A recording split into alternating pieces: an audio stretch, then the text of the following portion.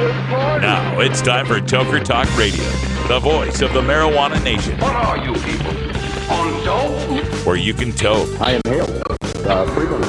Or you can talk. I experimented with marijuana and didn't inhale. Or you can toke and talk. 10 federal criminal penalties for possession of up to 1 ounce of marijuana. While we talk about toke on Toker Talk Radio. So, by the way, when it comes to pot, if you're 40 years old, you live in a log cabin in Oregon, you got 12 giant pot plants in your backyard, have a ball. Live from beautiful Portland, Oregon at Rolla J Studios.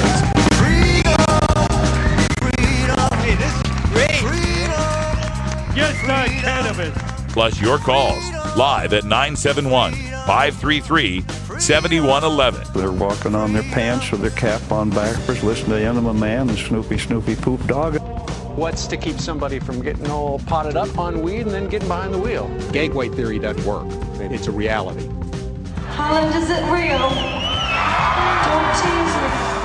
We're locking up people that take a couple of puffs of marijuana, and the next thing you know, they got 10 years. And now, here's your host, the guru of ganja graphics, the sultan of sativa statistics, and the worst nightmare of a reefer mad prohibitionist. A polite, perspicacious, productive pothead with a propensity for PowerPoint. Radical Russ Belville. Thank you. Welcome back, everybody. It's Hour 2, Toker Talk Radio, where you are the voice of the marijuana nation. So glad to have you here. Oh, raucous applause. Thank you very much. Thank you. Bring that down just a little bit. You guys are crazy. Well, it's back to being gray and cloudy here in Oregon. I can't see Mount Hood out that window, and I can't see Mount St. Helens out the other window. So time for me to hit the road. The sunshine is gone. I've got to go chase the sun. We're headed out to Washington, D.C. on Thursday, and really looking forward to it, although I understand it's been kind of cold on the eastern seaboard. We'll see what the weather turns out to be, but I'll be covering the Students for Sensible Drug Policy conference out there in Washington. It's happening in Arlington. And I also get the opportunity to hang out with my friend Keith Stropp, the founder of NORML. And it's my hope that we get a chance to have a good, intimate conversation about what's happening in marijuana law reform. And we'll bring that to you here as an exclusive on the Russ Belville Show. We got a lot of changes coming up for the Russ Belville Show, too. Got to do a rebuild on my website. I've got some new posts up there at radicalruss.com, but we need a rebuild, put some of the cannabis radio branding on that, maybe reconfigure it a little bit, modernize it a bit for tablets and everything, make it a little more podcast friendly. And we'll be bringing back the Russ Belville Show VIPs, very important potheads. No, very important people. And you'll be able to get other exclusive content and all sorts of discounts through the Russ Belville Show and our sponsors and suppliers if you become a VIP. So we'll get that set up. I imagine around May, we'll probably be rolling that out. And if you were a previous 420 Radio VIP, you will be grandfathered in. We'll just port you right over and you'll be a Russ Belville Show VIP. Some of the cool things include your own custom Russ Belville Show pin. And like I said, we'll have all sorts of content and discounts available for you. So I had a listener from Texas who's in the chat room, said he was going to be calling in. So we've got the phone lines open. We'll wait for that call. It says he disagrees with something he's heard me say year after year, which is, yeah, that's good. I'm glad people disagree with me. Kelly in the chat room says he never got swag from the 420 Radio VIP. Oh, Kelly, email me. I'll get that stuff to you. radicalruss@gmail.com. May have fallen through the cracks. I've had to move a couple of times, and so things have gotten a little chaotic. Appreciate your patience, though, and appreciate your support. You know, I've never been more sure about anything in my life than what I'm doing right now. Traveling across the country, meeting reformers, pushing for the end of adult marijuana prohibition, learning about the topic, researching the science, the history, the culture, everything having to do with cannabis. This is my life's mission, and I couldn't be more honored that you guys help support me do that. So thank you so much. And so long as you keep doing that, I'll keep doing this, and I'll keep bringing you free content weekdays on cannabisradio.com so you can listen on your commute or while you're trimming or whatever it is you're doing when you're listening to this podcast. All right, we're going to take a break. And in 2 minutes, we'll be back, maybe with a caller. If not, we'll discuss some more about that Australian medical marijuana and how medical marijuana headlines aren't as fun as they used to be. You're listening to Toker Talk Radio, Hour 2 of the Russ Belville Show on CannabisRadio.com, live from Portland, Oregon.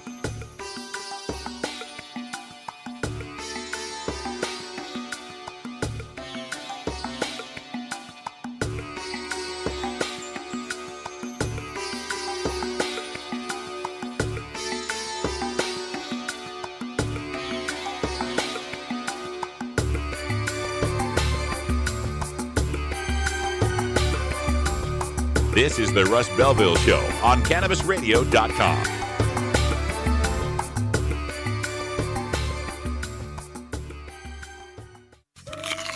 Keep your cannabis cravings under control. Feed your mind with CannabisRadio.com. The next generation of vaporizers has arrived. Vuber vaporizers are blazing the way with unparalleled technology for oil, concentrate, or dry flower pens. Providing unsurpassed customer service and expert craftsmanship, Vuber vaporizers use cutting-edge technology, providing a power-packed, smoother vapor with a lifetime guarantee. Experience vaporizing the way it was meant to be, the Vuber way.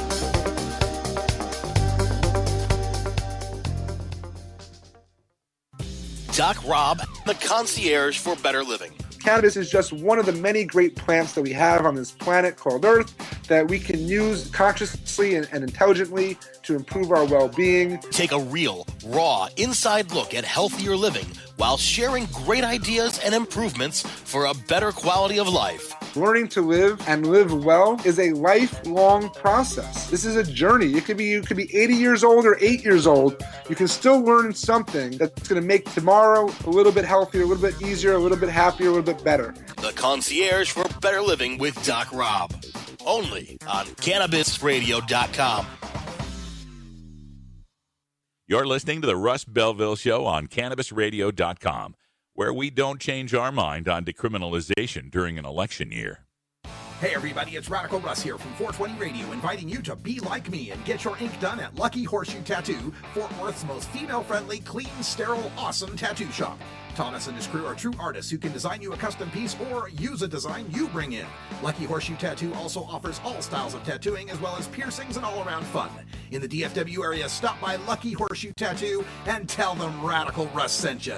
Trust me, it'll feel awesome.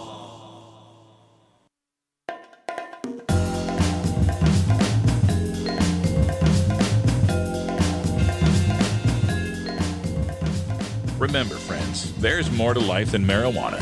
I just can't remember what it is. Why'd I come in here?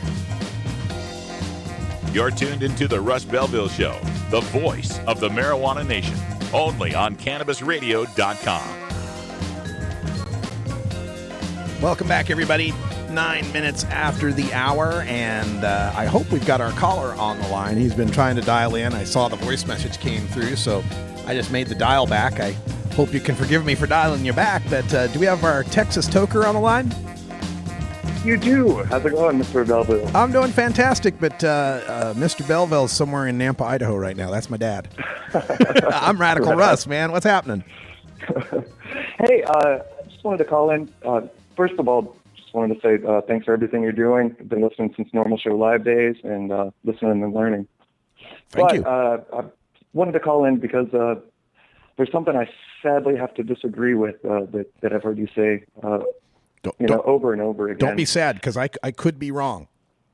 Well, actually, I believed it too until about this time last year. And that's that the herb is a more social drug than other drugs. Okay. I think you mentioned the anecdote that you never see a beer circle. Yeah. And right, yeah, and up until Cannabis Cup in Denver last year, I totally agreed. But one thing that I noticed and was kind of saddened by was the fact that when everybody has their own stash, you're less likely to want to share spit with your neighbor that you don't know. Yeah. No, I think you're onto something there. There's a great Chief Greenbud song called "When Pot Was Illegal," and it goes, "When pot was illegal, it used to be fun. You could roll into town and not know anyone." Right? And it was all about how being outlaws, we had this shared community where you had to share weed. But now, and I agree with you on this point because I've been to some of these cups, especially with younger people, and it's all vape pens now. And everybody's just got their own vape pen, and they're not passing that around or sharing. So you may be onto something there. So, yeah, I was just going to say, I think that's probably more of a function of prohibition than the fact that it's necessarily more social. Yeah, so I guess now we'd have to evaluate, now that we can tease the prohibition out of it, right? Now, like you said, everybody can have their own stash. Now we have to figure out, all right, so does the psychological effect of cannabis versus alcohol make a difference into whether or not people are social? You can argue with alcohol that it lowers your inhibitions. So, you're more likely to have fun and party. And maybe with marijuana, you can argue it makes you more introspective. And so, the pharmacology of it may actually make us less social. So it'll be something we'll have to look at. Yeah, absolutely. Right on. Well, I appreciate you calling in, man. And you're in North Dallas, is that right? That's correct. Far out, man. I'll be out there for the looking forward to the Global Cannabis March out there in Fort Worth on May 7th. Yeah, looking forward to seeing you. I love it. Every time I go to Texas, I have a great time. Right on. Right, thanks for calling thanks in. for having me on, Russ. You bet. Appreciate that. Although, actually, I called him, so but he did call in first. We just playing telephone tag, and that's cool. Please disagree with me, please. Please. That's how I learn. That's how I hone my arguments, right? Like, imagine you were a ninja and you never trained. You never fought. You never had any sparring, right? Your skills would decline. No matter how much you train on your own, your skills would decline. You need battle. You need to hone your skills with an opponent. And so if you disagree with me, please call in. I appreciate that. And you may find we don't really disagree that much. Anyway, the phone line's 971-533-7111. Toker Talk Radio, Hour 2. You are the voice of the marijuana nation. Let me get back to this story we covered briefly in the headlines. And it was about Victoria, the state in Australia. And this is where Melbourne, Australia is located. Victoria has become the first state to legalize medical cannabis in Australia. And this has generated some international headlines. Wow, legalized medical cannabis. Yay! Yay! But these headlines now are slowly becoming less and less celebratory for me. Because once you start reading the story, it's not about medical marijuana like we would think of it in the West Coast, where a patient who's suffering can plant some seeds in a pot and grow a plant they could harvest and then use to treat themselves at relatively low cost. No, this is one of these medical marijuanas where the state's going to license a few commercial growers who have to pass enormous financial and regulatory hurdles to get into the game, and they'll manufacture some non-smoked cannabis oils and tinctures and balms and lotions and pills and inhalers or anything else that you can't smoke, anything that takes it away from being a bud. That's what you'll be able to get your hands on in Victoria, Australia. And this is going along with the trend that we've seen in Minnesota and New York and what they're proposing in Pennsylvania and some other states. This whole idea of this non-smoked medical marijuana, it's really the only direction medical marijuana could have gone, rhetorically and strategically. Our opponents know they've lost the argument on whether or not marijuana is medicine. It's, there's no denying it, especially after the Sanjay Gupta specials and you see these seizing little kids that become healthy again. There's no denying it anymore. But the way they can deny it is through the successful demonization of tobacco smoking. Smoking has become a nasty thing.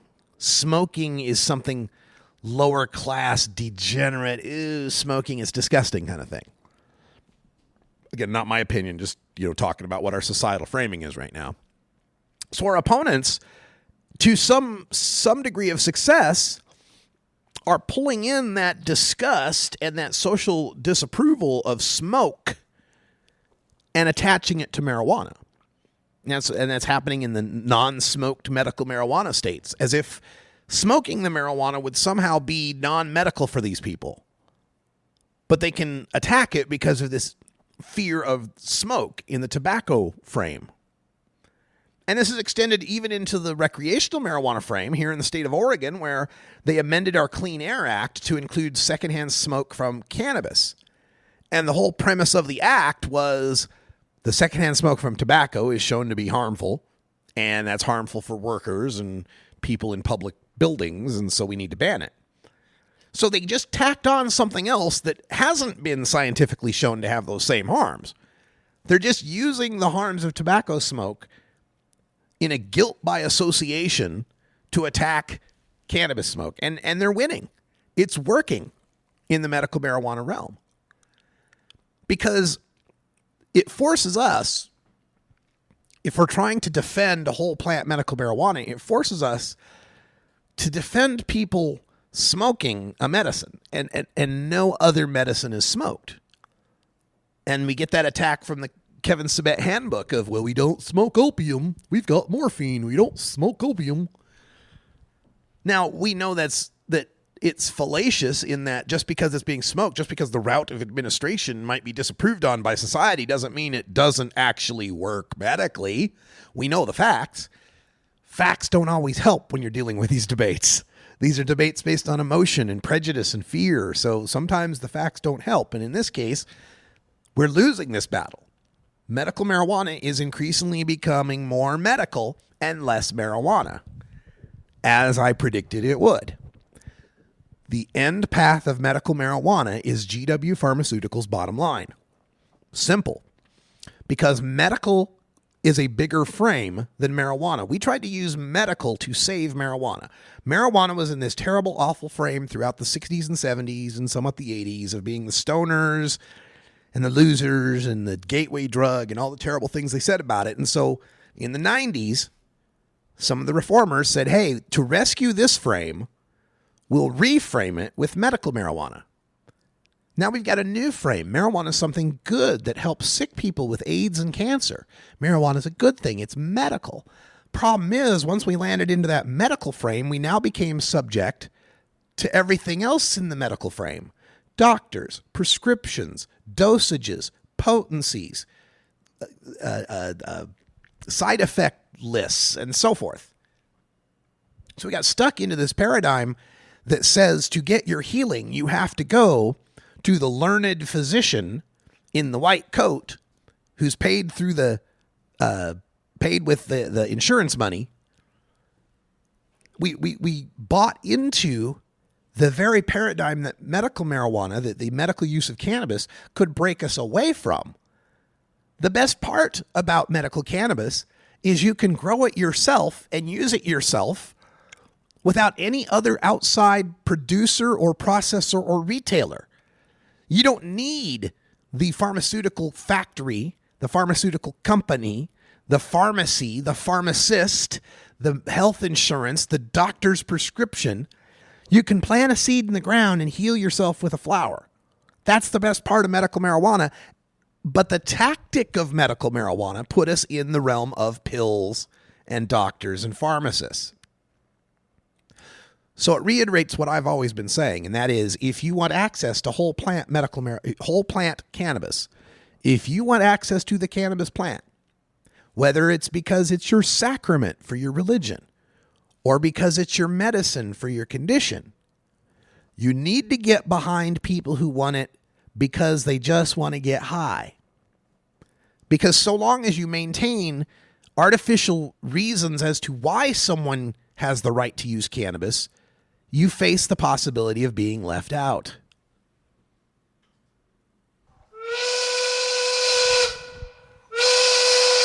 MFer, I want more iced tea. Oh no, When Bill O'Reilly calls you an MFer, you know something's up. And I know what's up. It's 420 here in beautiful legal Potland, Oregon, where I can light this joint and I can smoke it legally. That's what I'm going to do. If you can do so, I would encourage you to do so as well. If you're an adult. We'll be back in 2 minutes. Stick around. From dabs to chibas, sativas to indicas, we roll out a whole concentrate of fresh new content every week. It's like going from the greenhouse to the dispensary. CannabisRadio.com. Dr. Dabber, hurry! Its temperature is shooting past 1,000 degrees Fahrenheit. It's burning up. I'm afraid for this little guy, it's just too late. What caused the problem? Only Dr. Dabber can maintain the perfect temperature for a smooth-tasting, slower burn. This standard vaporizer lost all of its health benefits, sending it up in smoke.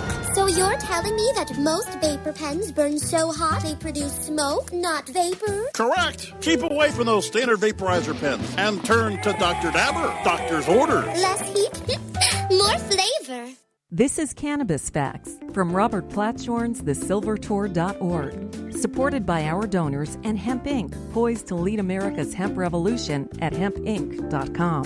In 1937, the second most prescribed medicine, marijuana, was banned. It wasn't about marijuana. The paper, oil, and chemical industries lobbied to end hemp farming. No longer labor-intensive, an acre of hemp produced more quality paper than 4 acres of trees. Plastics and fibers could be produced from a plant. Hemp can even produce 10 times the energy of today's ethanol. As marijuana prohibition ends, many states now allow farmers to again grow hemp. This was Cannabis Facts from thesilvertour.org, an educational nonprofit supported by our donors and Hemp Inc., a public company poised to process America's hemp crop at hempinc.com. You're listening to Radical Russ on the Russ Belville Show. Are you playing an acoustic guitar but want to be louder without an amp? Try a resonator guitar. The fingerboard extension has National Resophonic and other resonators, square necks and round necks. Stop by the fingerboard extension downtown Corvallis at 120 Northwest 2nd Street today, or check out its inventory on the web at fingerboardextension.com. Go wild hog in the woods.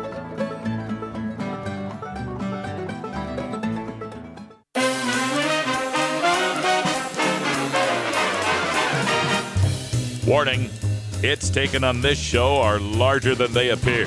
Do not try this at home. These people are professionals. Or at least they pay me to say that. This is the Russ Belville Show on CannabisRadio.com. Welcome back, everyone. 23 and a half after the hour.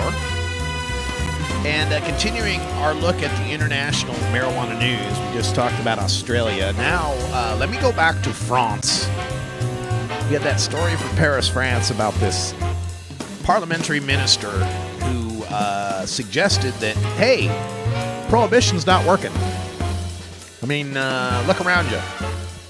We've got prohibition since 1970 in France, and our kids use marijuana more than any other kids in Europe. French kids, 15% of French 15-year-olds, according to the World Health Organization, have consumed marijuana. And so this minister committed a gaffe, which in politics is described as inadvertently telling the truth. And in this case, the gaffe was telling the truth that prohibition in France isn't working. You've got the highest teen rate of marijuana use, yet you've had prohibition since 1970. Your war on drugs is not working. And he suggested that maybe we ought to start looking at doing some decriminalization in stages for adults. Oh, no. There is a terrible, terrible outcry from both the left and the right in France. One of his fellow party members, Socialist Party members, jumped all over him on this measure, saying, what do you say? We have let our guard down in the fight against drugs. And that's a terrible French accent, which is ironic as I'm of French descent. And then on the right, the former prime minister said legalization of cannabis would be an extremely permissive signal to send to young people. And it just warms my heart to know that reefer madness has got, it's international, like all over the world, different countries, different cultures, different languages. They all have the same basic concepts. What about the children? WATC exists in France. What about the children? We have let our guard down again in the fight against drugs. But again, you have to ask these people, why do you think what you're doing is working when you've got the highest rate? And then you look over to Spain, right next door to France.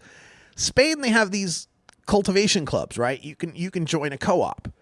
Now, it's tough. It's like, you got to be sponsored. Like somebody in the co-op's got to know you and sponsor you, and you got to be a Spanish citizen.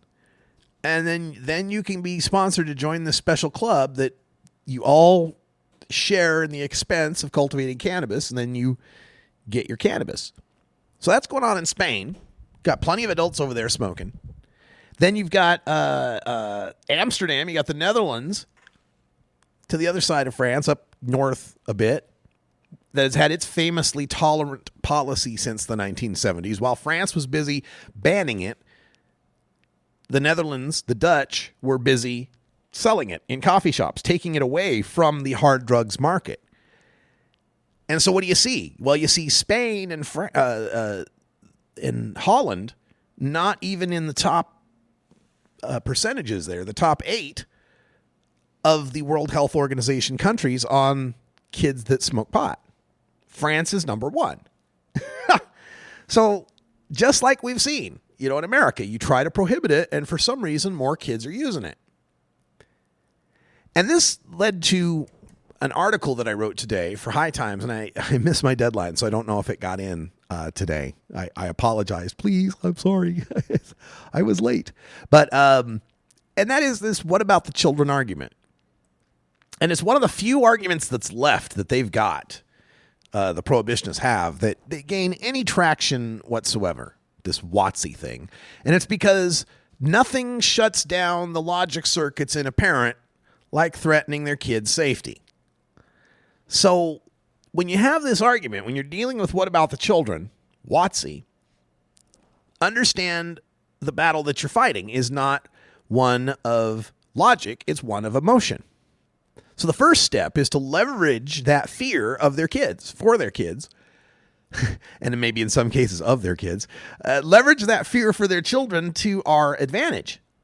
They need to fear the effect of prohibition on their kids more than whatever it is they're imagining legalization is going to be. Prohibition needs to become the enemy. Don't try to extinguish the fear first. Redirect the fear. I call this rhetorical jujitsu. Jiu-jitsu is a martial art that uses an opponent's force in redirection. Rather than trying to stop the attack, you redirect it to harm the opponent. So this is one of those redirections. We've got a fear circuit activated. Oh no, kids and weed. Ah! And say, yeah, oh no, kids and weed. They're getting it now. Even though we've tried to ban it. It's happening now. You need to bring people to understanding that the prohibition that exists now is unacceptable. Because it's a failed policy that does not work. It does not protect your children. We need them to fear the prohibition more than they fear the legalization. And one of the quick sound bites that does that is drug dealers don't check ID. It's one of the best responses that our activists have come up with, because it implicitly frames that status quo as a danger to the kids. They've got easy access to marijuana now in a system that doesn't care if they're underaged. So at least if we create a system that does care if they're underage, won't that help? And I always, you got to be careful about this, because you don't want to imply that legalizing marijuana means kids will never get marijuana. We've got legal alcohol now. We've got legal cigarettes now, and kids get access to those. We've got legal prescription drugs kids aren't supposed to have. They get access to those. And, it happens. So don't get caught in the trap of saying, legalization's going to, drug dealers don't check IDs, and then once we check IDs, no kids will ever have weed. No, that's not going to help. You got to be careful about this because they'll bring up, well, alcohol's banned, but when I was underage, we used to get around that. You knew a guy with a fake ID, or you knew a particular store clerk who wasn't too careful, or you'd have an adult buy the booze for you. Get some guy sitting outside the 7-Eleven or whatever. The answer for that is yes, but at some point in that process, you had to corrupt an adult to get the booze, right? Either the store clerk with the fake ID or the store clerk not being responsible, or by corrupting that adult, paying him money to buy the six-pack, right? You couldn't just go to Tommy the tequila dealer in the high school parking lot and buy your tequila. You had to get an adult involved at some point, right? And the point here is to show that legalization isn't going to make it worse. It could make it better, but leave that as an implication. Don't get caught staking your claim on, yes, once we legalize, it'll be so much better for kids. It might not be. It might just be the same, like what we've seen in Colorado and Washington, where the use has kind of stayed the same. I believe that the use stays the same because the kids have already had their access. They've already got all the access they need. This is where you pivot to saying that, nothing ever eliminates teen access to drugs. We've got legal alcohol, tobacco, and prescriptions. The question is, how easy do you make it? And this is where you start to paint legalization as the answer to that problem, is saying, with prohibition, we make marijuana so ridiculously profitable by restricting access that there's profit in being a weed dealer. The reason there aren't any high school tequila dealers isn't because teenagers don't like to drink. We know that's not true. It's because there's no way to profit from it. There's no way for a kid to buy a case of tequila and sit in the high school parking lot and sell it at a markup and make money on it. And then you start hitting them with some data. And this is where I point out that Washington and Colorado, the kids' access didn't change. The dealer network they've got didn't go away, and it's not going to go away. The point of legalization is it doesn't make it any easier for them, and we hope it makes it harder. Since 1975, the government's been asking 12th graders how easy it would be for them to score weed. And this is where you lay the point down that what's going on now doesn't work. For 40 years now, since 1975, for 40 years, between 80 and 91% of the high school seniors said it would be easy or fairly easy to score weed.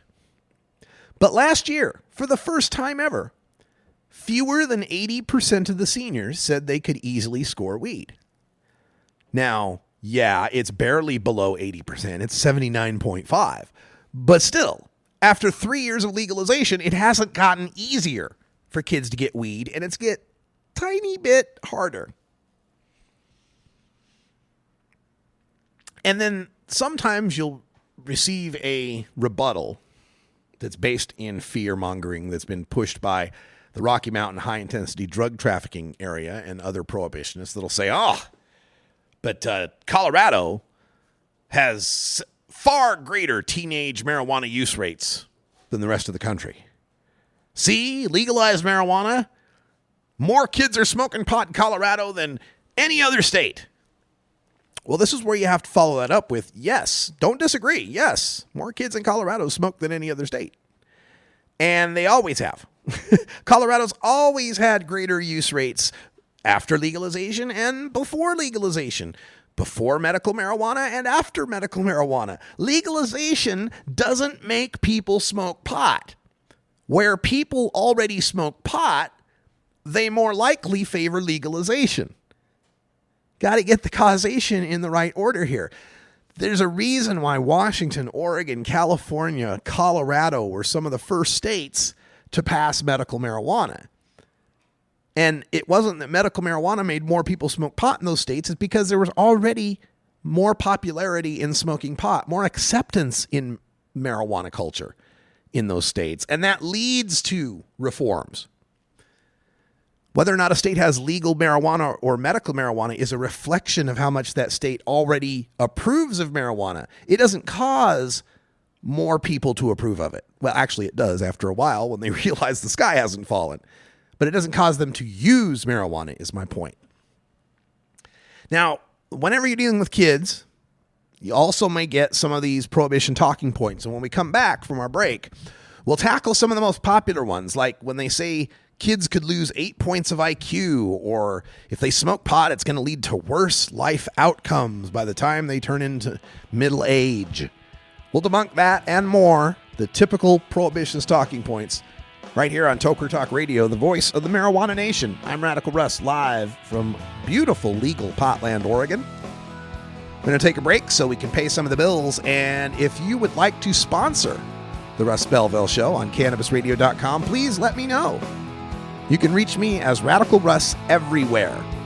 Gmail, Twitter, Facebook, Pinterest, SoundCloud, YouTube, LinkedIn, Snapchat, what else? Skype, Massroots, Doobie, Instagram. We'll be right back. This is the Russ Belville Show on CannabisRadio.com.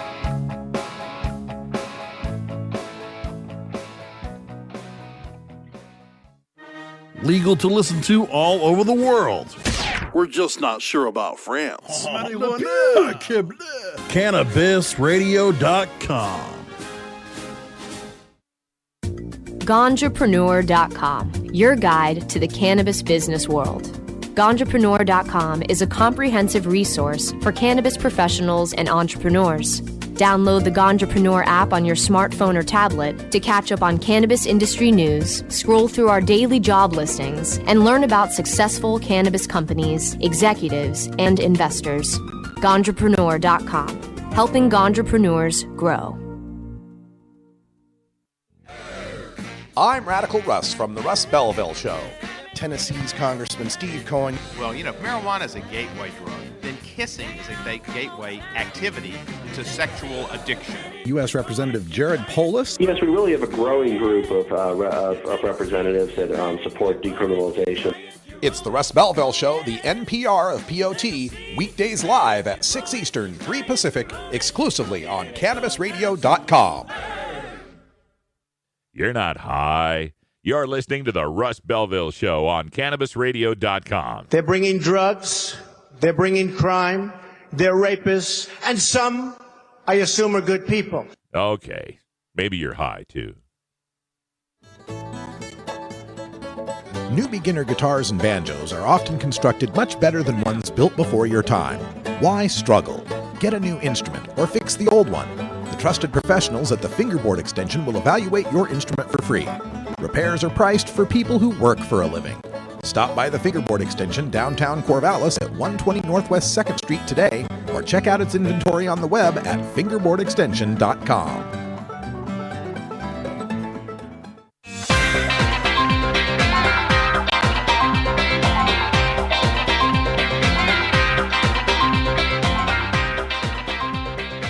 Yarr, thar be pirates here.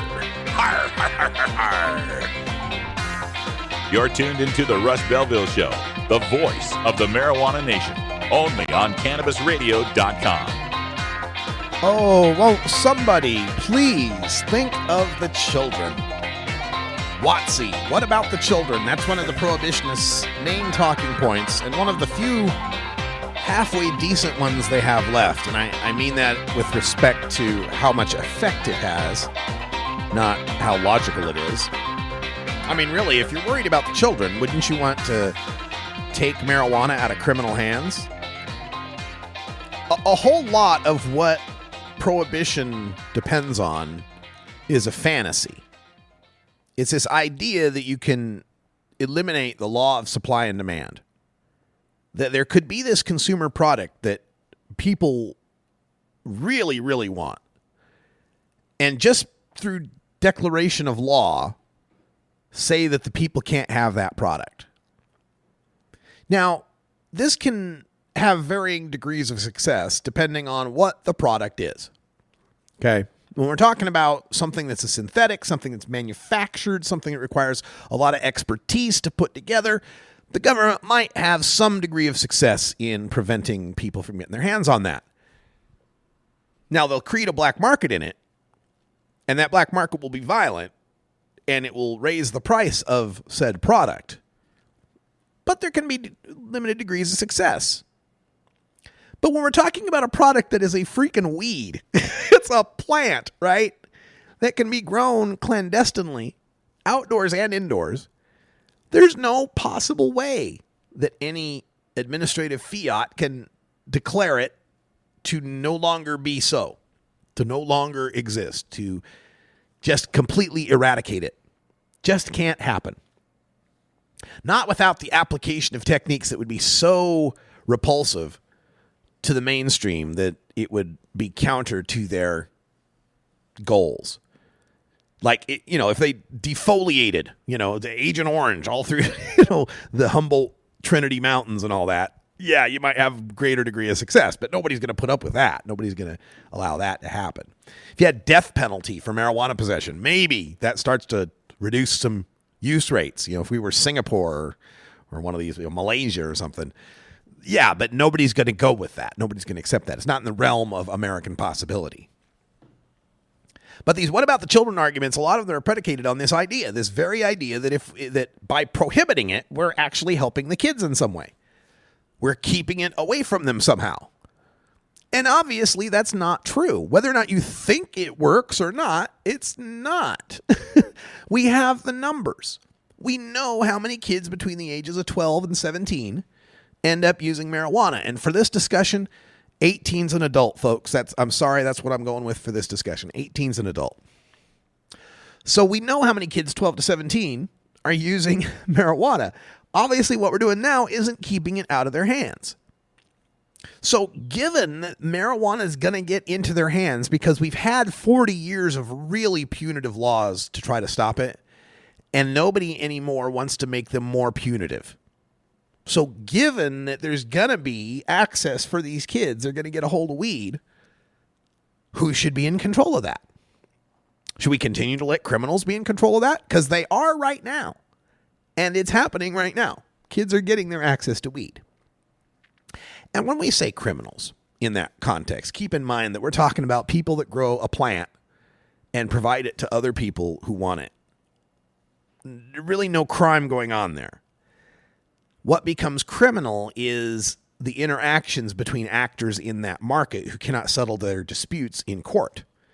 That's where the criminality comes into it, and it usually only comes into it at the higher levels of distribution. For a lot of people that are getting their hands on weed, they're getting it from a guy who knows a guy. And the guy is the guy who's growing the weed. There's a guy who grows the weed, there's a couple of guys that know that guy, and then there's a bunch of people that know the guy who knows the guy. And that's usually the extent of most people's weed network. Not a whole lot of people that are linked in necessarily to the whole Mexican cartels or big violent gangs aspect. I will concede that point to some degree to Kevin Sabet and his ilk. Now, I've had my experiences. Most of the time, I knew the guy. I was the guy who knew the guy, right? I knew the guy who was growing the weed. I knew the farmer who was producing that plant and getting it straight from the source. But there were also circumstances where I found myself in some very shady situations with Mexican cartel members in Caldwell, Idaho, and other places, Mountain Home and other places.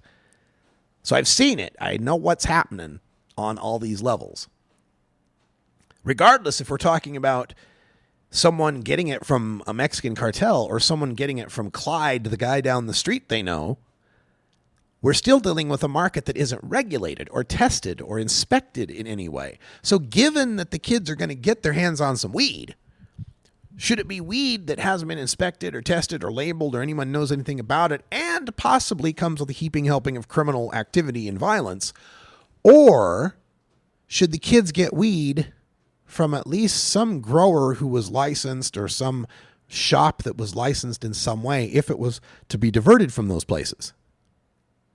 It's not going to get any worse, right? Like the weed they're getting now isn't going to get any more illegal and isn't going to get any more pesticide-y or moldy or anything. You know, the risks they're taking now all still exist. But if they got some that was diverted from the legal market, at least it would be safer, wouldn't it? Just like, you know, kids in the 1920s, when they got their hands on alcohol, it could have been bathtub gin. Could have made them go blind. Now when kids get a hold of a bottle of gin, at least we know it's not going to make them go blind. They might get drunk, wreck their car, might alcohol overdose. There's all those possibilities. But at least they're not going to go blind. We've reduced the harm somewhat. But that's the thing, is these prohibitionists have this idea that legalization invents marijuana. If we legalize, oh no, there'll be marijuana. No, marijuana's here. Marijuana's already here. And there are already kids that are using it. So this is where this false belief system of theirs comes in, when they start to point out all these health effects that might happen to kids if they use marijuana. Now, a lot of them are not true. Some of them have some degree of truth to them.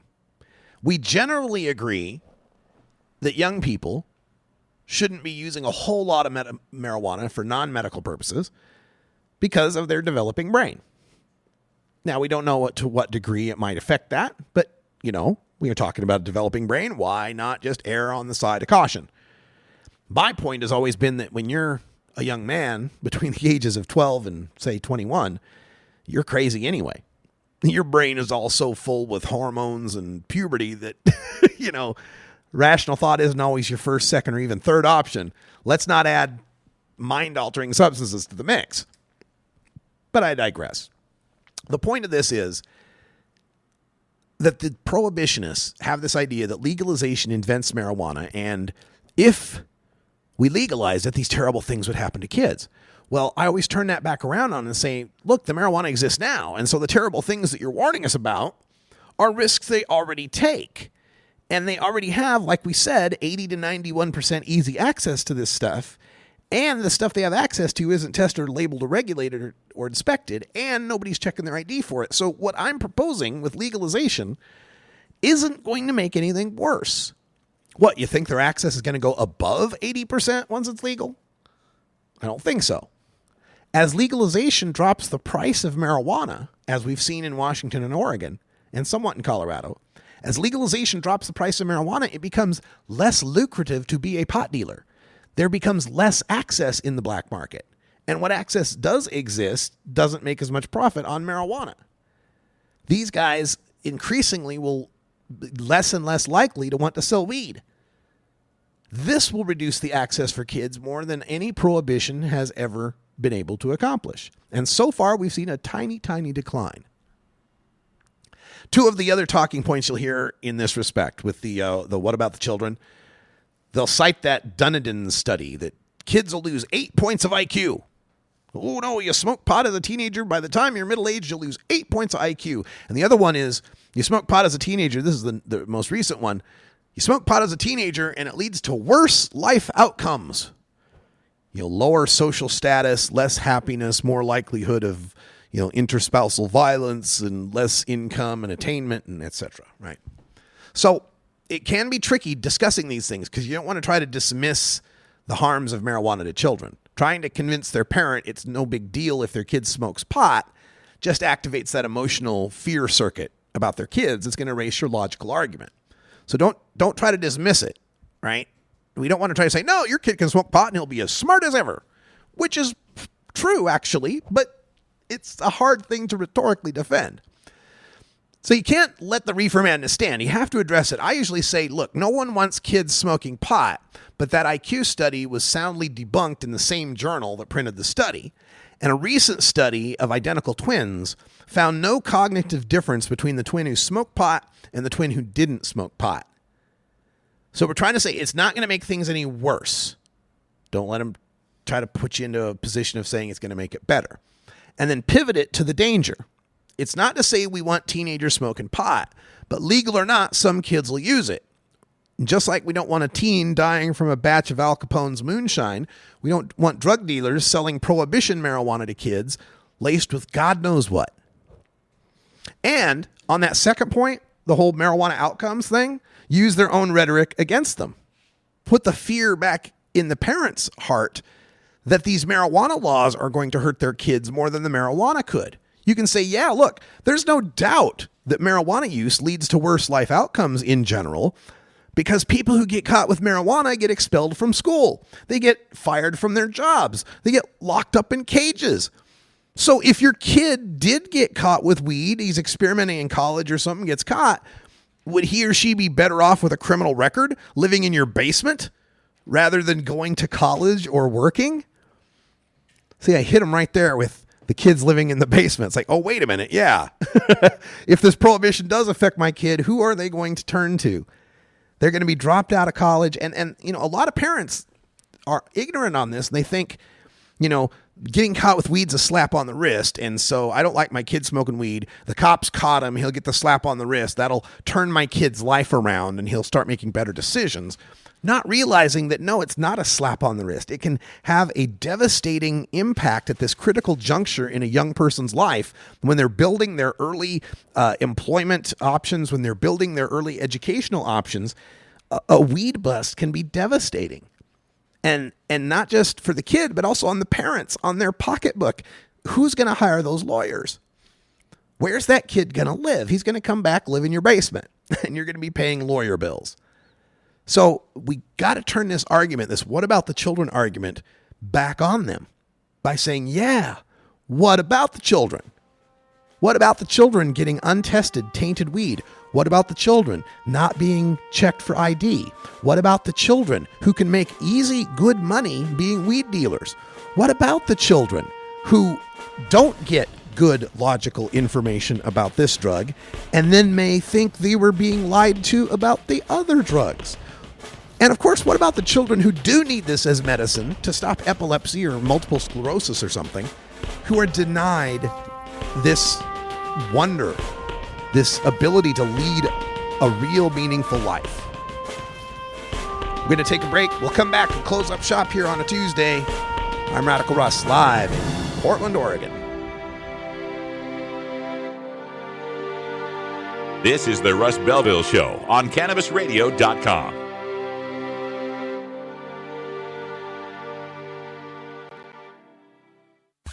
Being green is good. Growing green is good. Making green is great. CannabisRadio.com. Great websites today need expert web design and development and need to be e-commerce ready and mobile friendly. But building a marketable and profitable website can be an uphill climb. Ready to make your new website or replace your existing website? Think Orange as the new way to get in the black. Orange Hill Development works with Fortune 500 companies and offer the same top quality development service at a fraction of what other providers charge. Brands like Absolute, Carlsberg, and Nestea trust Orange Hill Development. Find out why you should trust your website with Orange Hill. Contact Orange Hill for a consultation today at orangehilldevelopment.com. It's time for Cannabis Facts about teen drug use from Robert Platshorn's thesilvertour.org. This message is supported by our donors and Hemp Inc., a public company poised to lead America's hemp revolution at hempinc.com. A recent survey by the U.S. Centers for Disease Control indicates that in states that have legalized medical marijuana, the rate of marijuana consumption among high school students has not increased. In fact, in legal states like Colorado, teen use has actually decreased significantly. It's simply no longer a big deal for teenagers in legal states. This was Cannabis Facts from thesilvertour.org, an educational nonprofit supported by our donors and Hemp Inc., a public company poised to lead America's hemp revolution at hempinc.com. The Russ Belville Show reminds you to never smoke and drive impaired. Hang out for a while and share. The Russ Belville Show is proudly sponsored by the Marijuana Business Association. The MJBA, called by NBC News the Cannabis Chamber of Commerce, is the fastest growing business association in the fastest growing industry in America. I've been working with the MJBA for years, and I personally invite you to join the MJBA. MJBA also publishes the popular MJ Headline News on Facebook and the MJNewsNetwork.com and Marijuana Channel 1 on YouTube. Visit mjba.net for more details.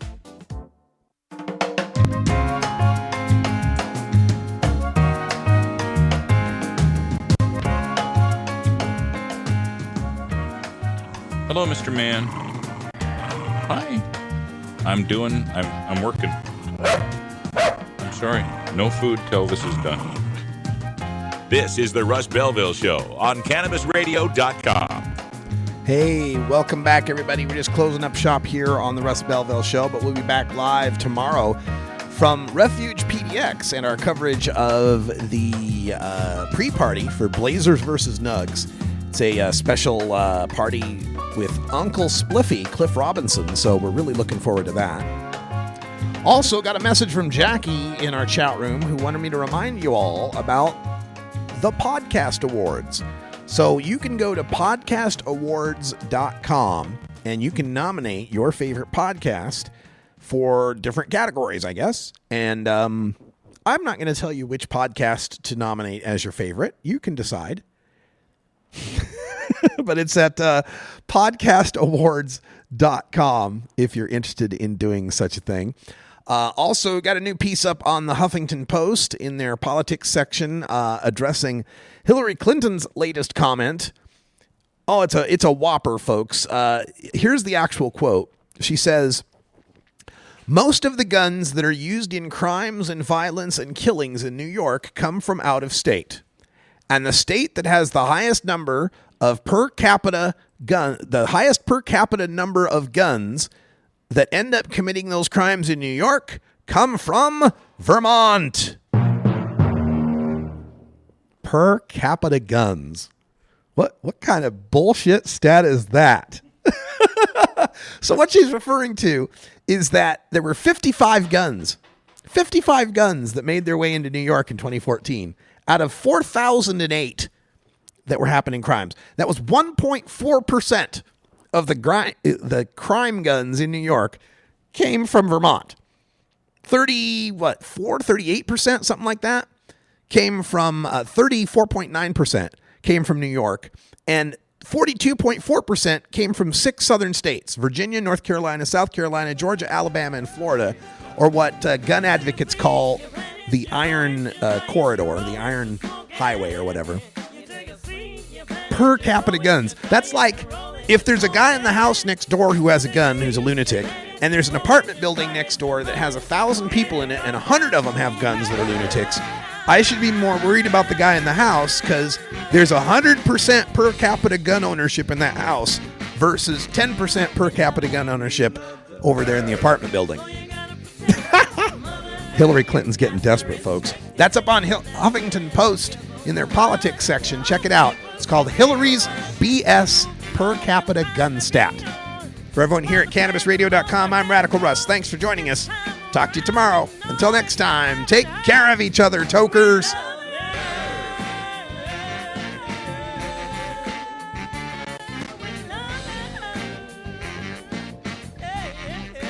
This is the Russ Belville Show.